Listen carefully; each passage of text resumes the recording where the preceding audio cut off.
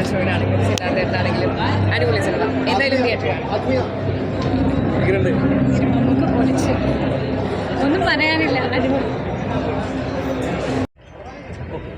Cinema കണ്ടോ? ബ്രഹ്മയുഗാണ്. ഒന്നും പറയണ്ട മനുഷ്യൻ. ബ്ലാക്ക് ആൻഡ് വൈറ്റ് ഒക്കെ എങ്ങനെ ഉണ്ടായിരുന്നു?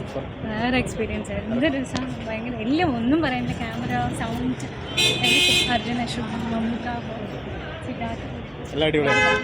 ഓക്കെ.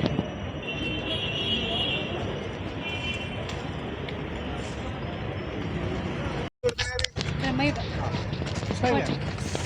പൊളിച്ച്.